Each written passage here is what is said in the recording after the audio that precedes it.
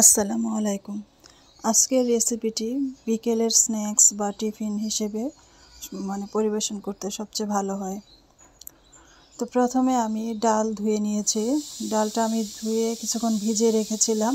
তারপর পানি ছেঁকে সেখানে আমি নিয়ে নিলাম, প্রথমে লবণ দিলাম, তারপর হলুদ গুঁড়ি, মরিচ গুঁড়ি এবং আদা রসুন পেস্ট একসাথে 1 চা চামচ। ঝাল আর হলুদটা হচ্ছে গিয়ে আপনার পছন্দ মতো, স্বাদ অনুযায়ী আর কি। আর নিয়েছিলাম কাঁচামরিচ কুচি। এখন আমি চুলায় একটু তেল দিয়ে এটা ভালোভাবে একটু কষিয়ে নিচ্ছি, খুব ভালোভাবে নেড়ে একটু কষিয়ে নেব কিছুক্ষণ।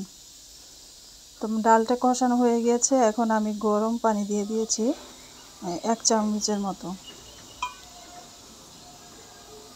আর আমি এটা কিছুক্ষণ রান্না করেছিলাম, ওটার নিয়ে নেওয়া হয়নি। ডালটা আমার রান্না হয়ে গিয়েছে, এটা আমি এখন উঠিয়ে একপাশে রেখে দেব। তারপর আমি ডো তৈরি করে নিচ্ছি রুটির জন্য। তো এখানে আমি নিয়েছিলাম 2 কাপ আটা। সেই 2 কাপ আটাতে আমি নিয়েছিলাম হাফ চামচের মতো লবণ। আর এটা যতটুকু পানি লাগে পরিমাণ মতো পানি দিয়ে আস্তে আস্তে একটা নরম একটা ডো তৈরি করে নিতে হবে, যেভাবে আমরা কাঁচা আটার রুটি বানাই ঠিক সেইভাবে। এখন আমি ডোটাকে 4 ভাগ করে নিব। তো এখন আমি একটা ভাগ নিয়ে খুব বড় করে একটা রুটি বেলে নিব।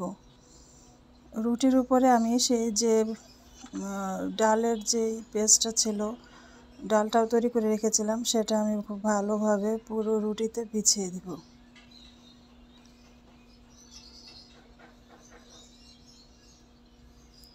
এখন আমি ঠিক এইভাবে কেটে নিব।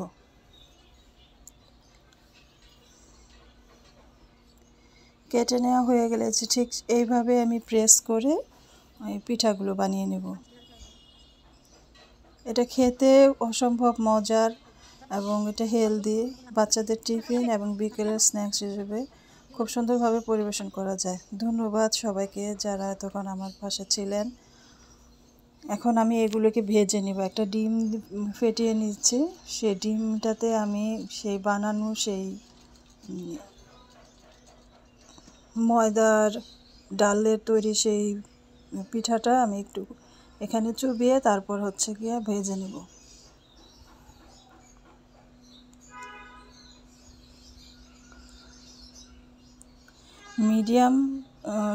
মিডিয়াম তাপে সেটা আমি করব, আস্তে আস্তে ভেজে নেব, যাতে ভিতরে তো ডালটা রান্না করাই আছে, যাতে মচমচে হয়।